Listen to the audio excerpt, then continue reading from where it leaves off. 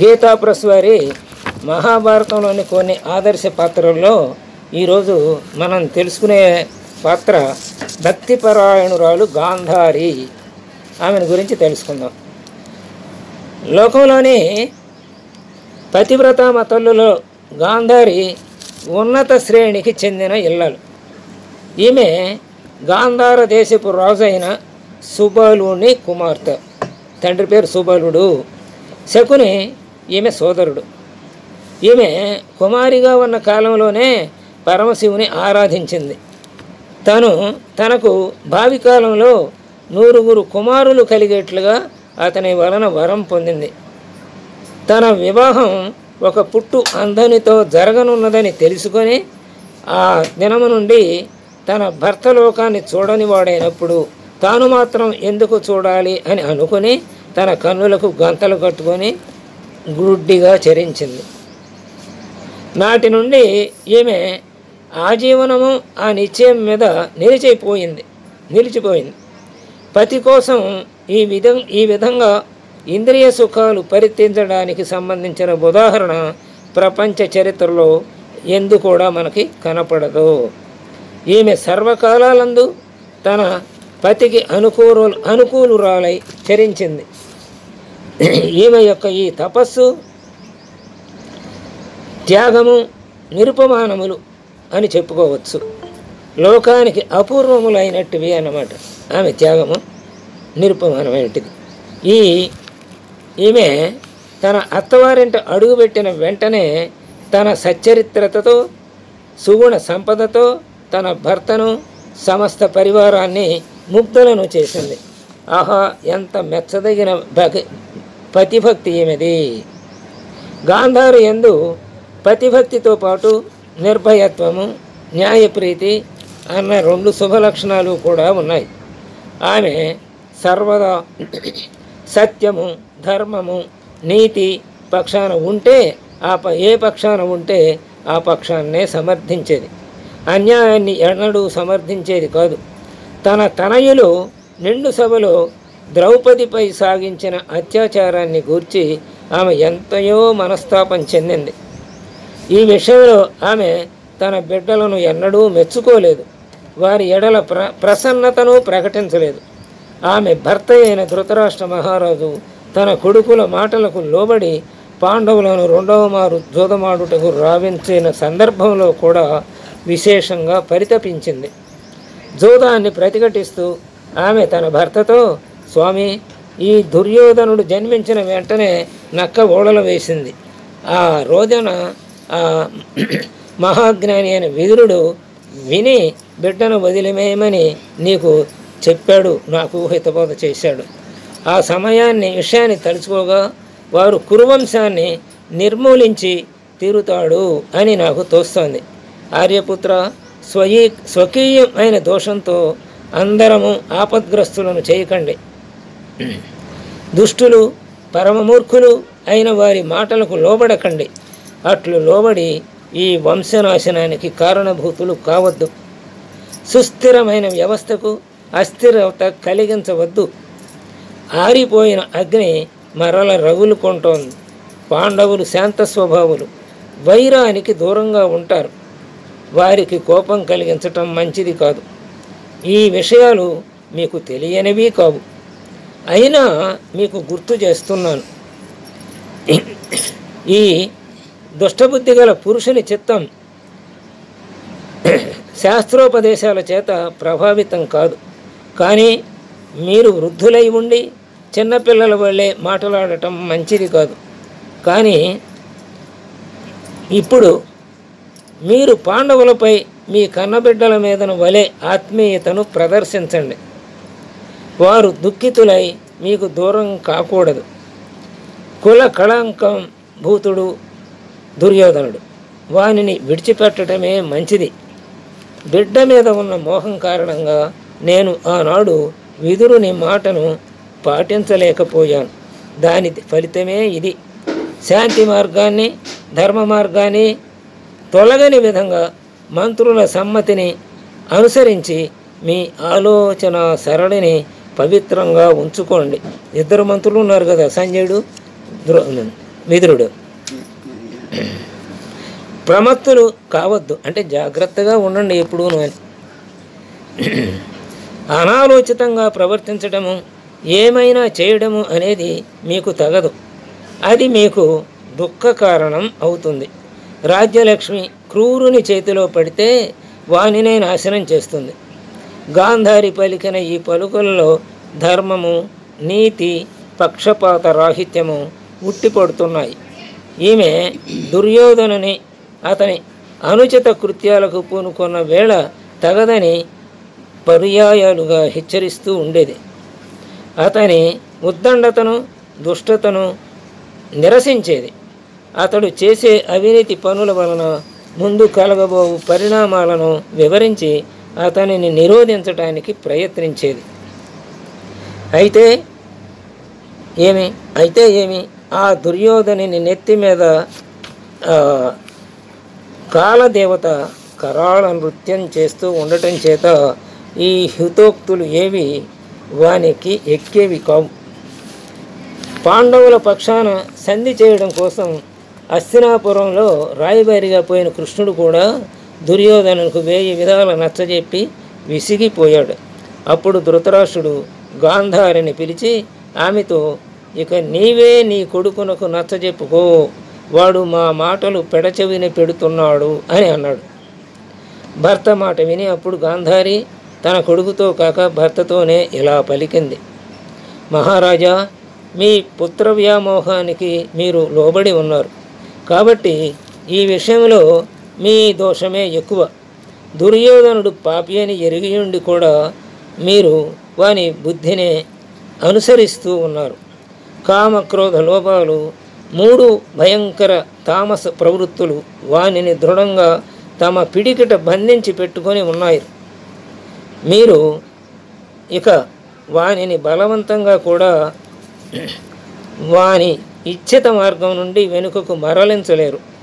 మీరు ఈ మూర్ఖుడు, దుర్మాత్ముడు, దుష్టజనులతో సాంగత్యం కలవాడు, లోభగ్రస్తుడు అయిన కొడుకు చేతలకు అనాలోచితంగా రాజ్యభారాన్ని అప్పగించి అనర్థం తెచ్చిపెట్టుకున్నారు. దాని ఫలం అనుభవించక తప్పదు. గృహంలో కలహ బీజం నాటుకుంటూ ఉంటే ఉపేక్షిస్తూ వచ్చారు. అలా చేసి మీరు పాండవుల దృష్టిలో హాస్యాస్పదులను చేసుకుంటున్నారు. చూడండి, సామోపాయంతోనో భేదోపాయంతోనో ఏ విపత్తును అయినా తొలగించుకోవచ్చు. కానీ బుద్ధిమంతుడు ఏ విపత్తునైనా తొలగించుకోవచ్చును అని అనుకున్న నాడు ఏ బుద్ధిమంతుడు అయినను స్వజనానికి దండన విధి ఎందుకు ప్రయోగిస్తారు? గాంధారి చెప్పిన ఈ యుక్తి ఎంత నిర్భీకతను, ఎంత పక్షపాత రాహిత్యాన్ని, ఎంత హితకాంక్షను, ఎంత నీతిని, ఎంత సత్యాన్ని ప్రకటిస్తూ ఉన్నదో చూచారా? అనంతరం ఆమె తన కుమారుణ్ణి పిలిచింది. అతనితో ఇలా అంటోంది, హితబోధ చేస్తోంది, కుమారా, నా మాట విను. నీ తండ్రి భీష్ముడు, ద్రోణాచార్యుడు, కృపాచార్యుడు, విదురుడు నీకు ఏమి చెప్పినా ఆ చెప్పిన దాన్ని నీవు స్వీకరిస్తూ ఉండు. నీవు పాండవులతో పొత్తు కుదుర్చుకుంటే నిజం చెబుతున్నాను, నమ్ము, నీవు భీష్ముని, ద్రోణుని, నీ తండ్రిని, నీ హితం కోరేవారిని అందరూ సేవించిన వాడు కాగలుగుతావు. వచ్చా, రాజ్యాన్ని పడేయడం, రక్షించడం, అనుభవించడం అనేది మన చేతిలో ఉండే అంశం కాదు. మీరు జితేంద్రియుడు అయినవాడు మాత్రమే రాజ్య సంరక్షణ చేయగలుగుతాడు. కామక్రోధాలు మానవుని అర్ధభ్రష్టుని చేస్తాయి. ఈ అంతఃశత్రువులను జయించియే క్షత్రియుడు సమస్త భూమండలాన్ని జయించగలుగుతాడు. ఇదిగో చూడు, పొగరబోతు గుర్రాలు మార్గమధ్యంలోనే మూర్ఖుడైన సారథిని చంపివేస్తూ ఉంటాయి. అలాగే అదుపులోనికి తెచ్చుకోని వాడు ఇంద్రియాలు కూడా మానవుని నాశనం చేసి వస్తాయి. ఆ విధంగానే ఇంద్రియాలు ఎవనికి వశీభూతం అవుతాయో, ఎవడు ముందు వెనుకలు చక్కగా ఆలోచించి అన్ని పనులు చేస్తూ ఉంటాడో వాని దగ్గర సిరి చిరకాలం నిలకడగా ఉంటుంది. బిడ్డ, మీ తాతగారైన భీష్ముడు, గురువు ద్రోణాచార్యుడు నీకు చెప్పిన మాట నిజం.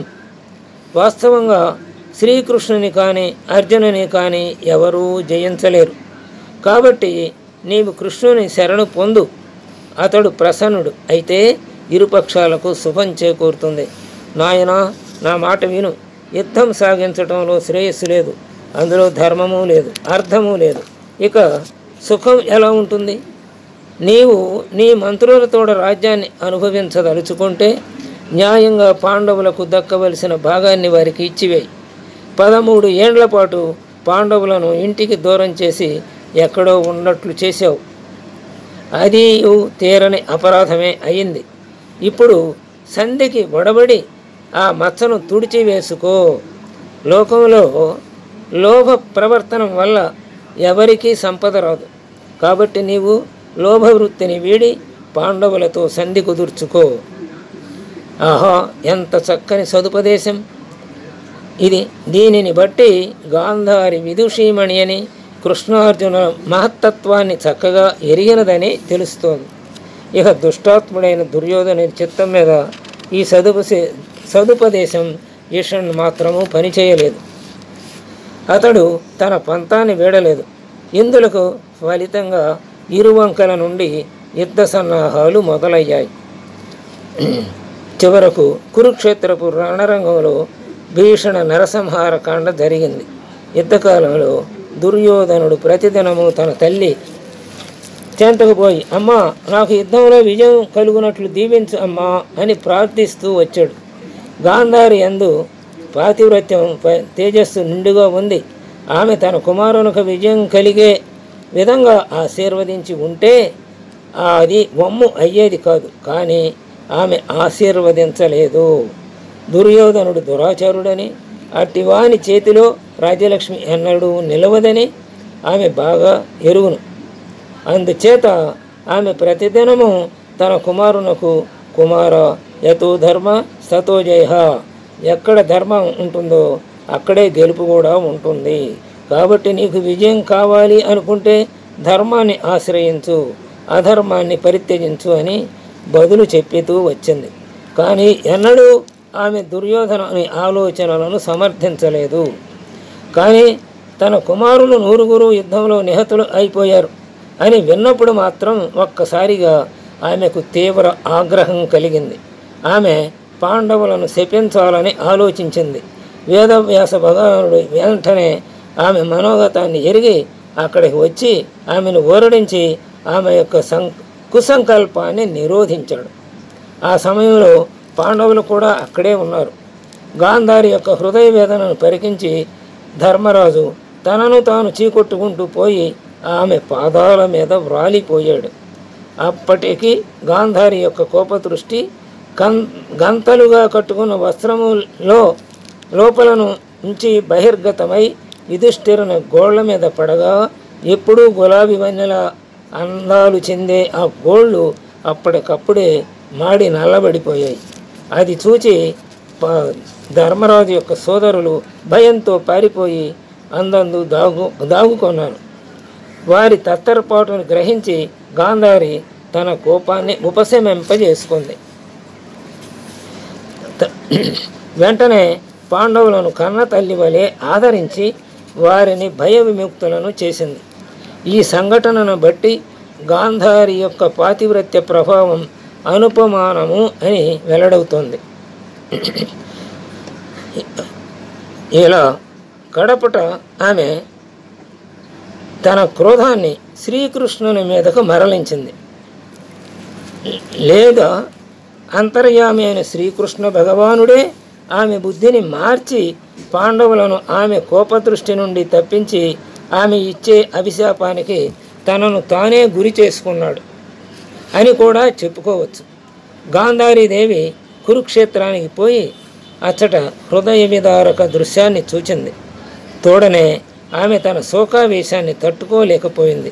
అప్పుడు ఆమె ఆగ్రహోదగ్రురాలై శ్రీకృష్ణునితో ఇలా పలికింది, కృష్ణ, పాండవులు కౌరవులు తమలోని అంతర్గత కలహాల వలన నష్టపోయారు. కానీ నీవు సమర్థుడవయ్యుండి కూడా నీ బంధువులను ఎందులకు ఉపేక్షించావు? నీ దగ్గర ఎందరు సేవకులు లేరు, ఎంతయో సైన్యము ఉంది. నీవు ఇరుపక్షాల వారిని అణచి ఉంచగలవు. వారికి తగిన విధంగా నచ్చజెప్పను గలవు. కానీ నీవు అలా చేయలేదు. బుద్ధిపూర్వకంగానే కౌరవ సంహారం పట్ల ఉపేక్ష వహించావు. కాబట్టి దాని ఫలితాన్ని నీవు ఇప్పుడు అనుభవించదవుగాక. నేను పతిసేవ చేసి కూడబెట్టుకున్న తపస్సు యొక్క బలంతో ఇదే నిన్ను శపిస్తున్నాను. పరస్పరము యుద్ధము చేసుకొని నష్టపడుతూ ఉన్న పాండవులను కౌరవులను ఎలా ఉపేక్షించావో అలాగే నీవు నీ సోదరులను బంధువులను కూడా ఉపేక్షించి వారి మృతికి కారణమవుతావు. నీవు కూడా అనాథుని వలె నిహతుడు అవుతావు. ఈనాడు తమ భర్తలను కోల్పోయి భరతవంశపు స్త్రీలు అనాథలై ఏ విధంగా ఆర్తనాదాలు చేస్తున్నారో ఆ విధంగానే నీ కుటుంబానికి చెందిన స్త్రీలు అందరూ తమ మగవారు అందరూ మరణించగా నెత్తి మొత్తుకొని బోరున విలపించెదరుగాక అని శపించింది. గాంధారి శపించిన గాంధారి నుండి వచ్చిన ఈ కఠోర వచనాలు విని శ్రీకృష్ణుడు చిరునవ్వు నవ్వి అలా అన్నాడు, అమ్మా, నీవు ఎలా జరగాలని శపించావో అది అలా జరగనున్నదని నాకు ముందే తెలుసు. నీవు శాపం ద్వారా జరగనున్నదని వెల్లడించావు. దైవ కోపానికి గురి అయి వృష్టి యాదవ వంశం అంతరించనున్నదని అనటంలో సందేహం లేదు. దానికి నేను తప్ప మరి ఎవరూ అంతరింపజేయలేరు. కాబట్టి ఈ యాదవులు పరస్పర కలహంతోనే మరణిస్తారు. యుధిష్ఠిరునకు పట్టాభిషేకం అయ్యాక గాంధారి కొంతకాలం అతని దగ్గరనే ఉండి కడపట తన భర్తతో వనానికి వెడలిపోయి అక్కడ ముని జీవన విధానాన్ని అవలంబించింది. అంతకుముందు పతితో కూడిన ఆమె తన శరీరాన్ని దావాగ్ని దగ్ధం కావించుకొని తుదకు తన భర్తను అనుగమించి కుబేరలోకం పొందింది. ఈ విధంగా గాంధారి ఇహలోకంలో ఉన్నంతకాలము పాతివ్రత్య ధర్మాన్ని అనుష్ఠించి పరలోకంలో కూడా భర్త సాన్నిధ్యాన్ని అతని సేవా భాగ్యాన్ని పొందింది. అలా పొందడమే పతివ్రతలు కోరుకునే పరమ లక్ష్యం. పతివ్రత లక్షణాలను కోరుకునే ప్రతి స్త్రీ నిత్యము గాంధారి చరిత్రని మననం చేసి తద్వారా తమ చరిత్రను చక్కదిద్దుకోవాలి అంటూ సందేశం ఇచ్చి ముగించారు. స్వస్తి.